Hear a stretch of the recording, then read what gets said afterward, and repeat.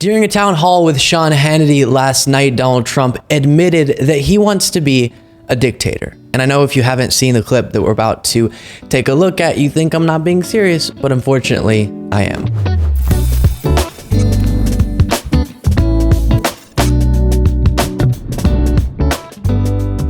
Well, it finally happened. Trump on national TV admitted that he has plans to be a dictator.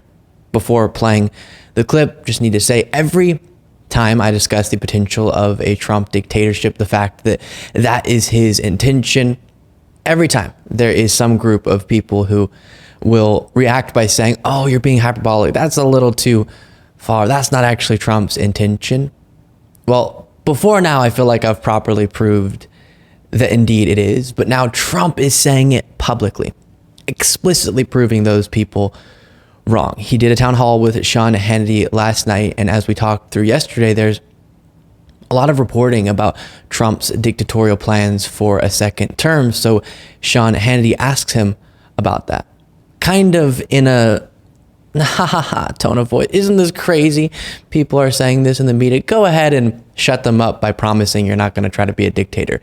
And take a look first at Trump dodging the question, which is concerning by itself. Then we'll skip forward to when Sean Hannity asks a follow-up question and Trump's horrible response. They want to call you a dictator. You use the words, I am your retribution. And now before that, you said if you've been wronged, and you used other words as well.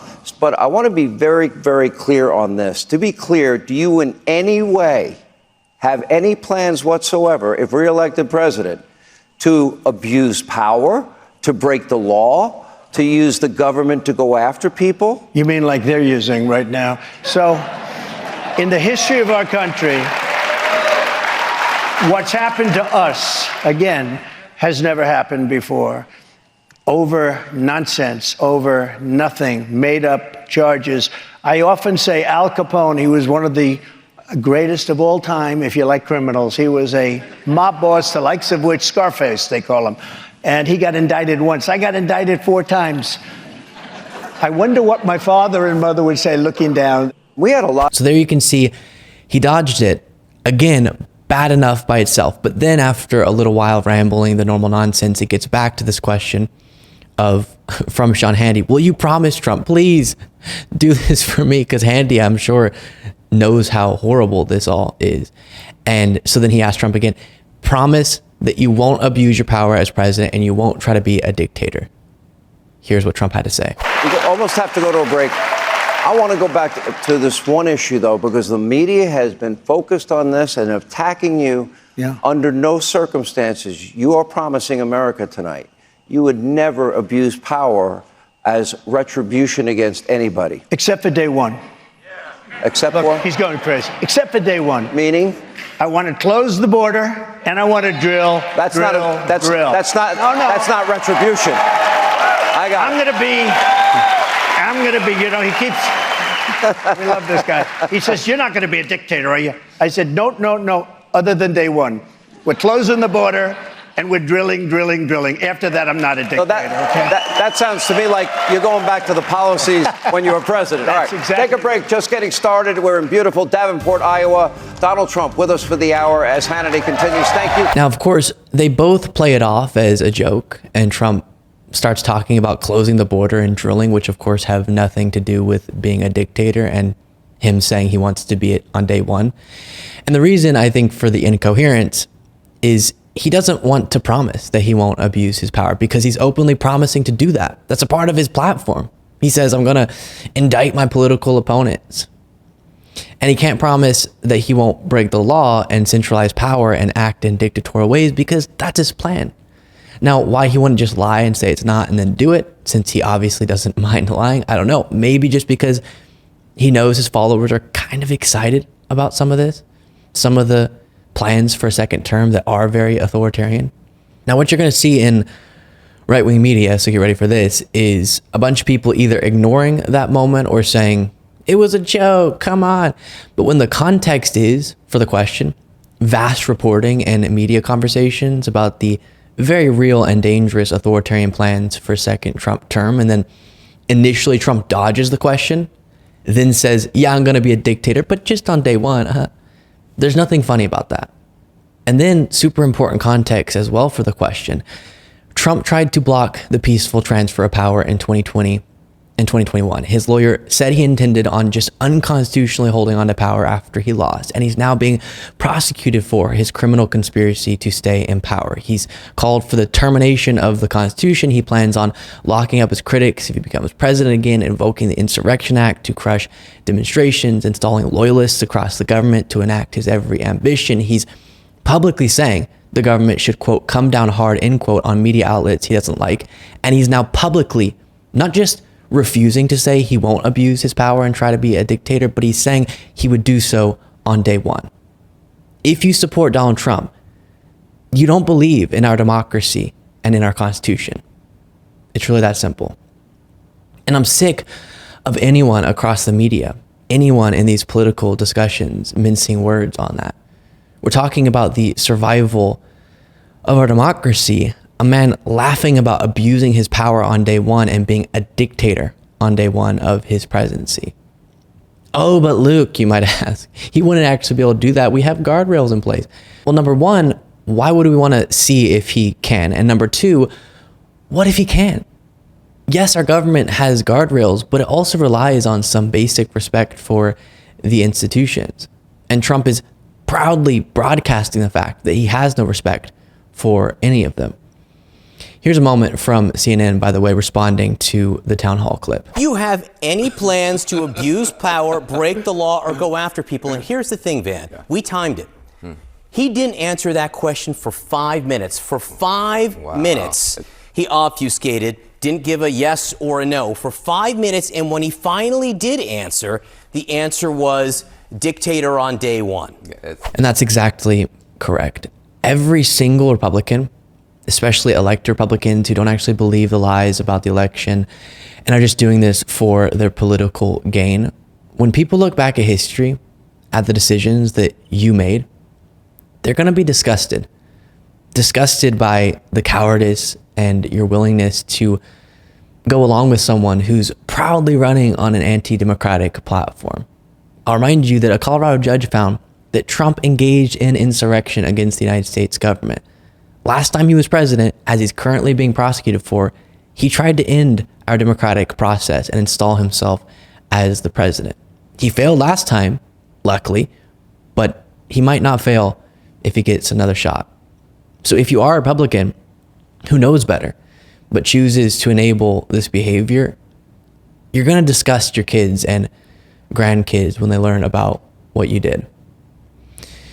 Here's a Republican who's not afraid to speak out against Trump, former Republican Congresswoman Liz Cheney, calling out elected Republicans. I mean, I think the lesson that we've seen over the course of the last couple of years is that this group of elected Republicans can't be counted on to defend the Constitution. And that's a very sad thing for me to say. It's a very dangerous place for the country to be, but that's what we've seen based on the actions of the last several years. And here's more from Liz Cheney.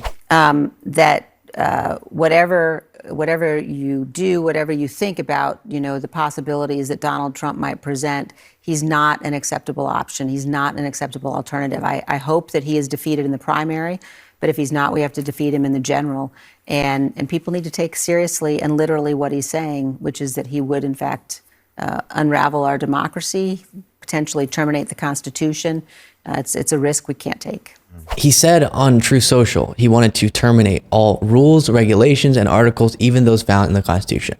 That was his language because of his election lies. And now he's saying he would be dictator on day one. Let's just go ahead and believe him. Let's just hear what he's saying and take it seriously. And I talk about this crazy moment in American politics that we're in every day. So it is easy to become numb to it. But today, I'm having one of those moments where I'm feeling everything. I'm feeling it all. I'm feeling the fact that millions of Americans truly want Trump more than they want a democracy. I'm feeling the fact that countless elected Republicans are choosing political gain over our Constitution. I'm feeling the fact that right-wing media figures across right-wing media are choosing ratings over the truth. And even though those feelings they can feel super discouraging and enraging, and a part of me does just want to scream about it. We have to recognize that we can't really control those factors. That's just unfortunately how it is right now. That's the state of American politics. But we can do something, and that's vote, support good candidates, and through those actions, fight for our democracy. So that has to be the takeaway. Every time we talk about this subject and related subjects, the takeaway is vote, vote, vote, and do what you can to support good candidates. Now, part of the reason that sometimes people have a hard time comprehending that this really is as existential of a moment as it is because we can't really imagine it looking the way that we imagine an authoritarian takeover looking. Could that really happen here? Is kind of, I think, the natural response. But here is Bill Kristol on MSNBC explaining that very realistically, it wouldn't look like how we imagine it looking in our heads, and it very realistically could happen. Bill, we just walked through how all of this is cohering with Liz Cheney and others speaking out, and a wider, serious threat that can't be underestimated or dismissed as something that only happens over there. Your view tonight? No, that's right, Ari. That was really excellent. I mean, it's not only that it doesn't happen over there, it doesn't happen necessarily with huge drama, the Reichstag fire in 1933, Caesar crossing the Rubicon and making or allegedly making dramatic statements. It can happen step by step. You know, the Washington Post slogan at the beginning of the Trump years was what? Democracy dies in darkness, but democracy also dies in dusk. And there are a lot, if he gets elected, and suddenly there are people in the Defense Department who are changing some of the military promotion systems. There are people in the Justice Department. The rules, the norms, some of these aren't laws, but they're rules or they're norms. The presidents don't get involved in criminal prosecutions go away. There's an assistant attorney general who's happy to talk to the White House about who's being prosecuted and who's not.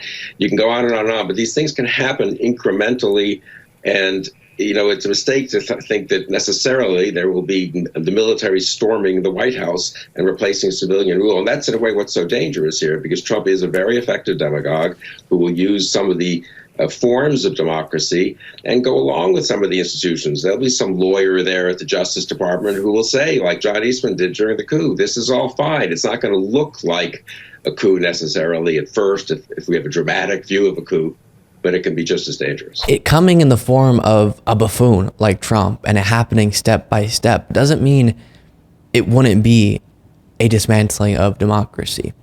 That's what we're facing. And those are the stakes of the 2024 election. A wannabe dictator, according to him. Every time I say that, I see someone in my head going, oh my gosh, Trump derangement syndrome. He's saying that now. Or, so that's your one option, okay? I want to be a dictator, according to him. Or a president who's overseen historic legislative victories, a stunning economic recovery post-pandemic, and respects and protects democracy. Pretty easy choice.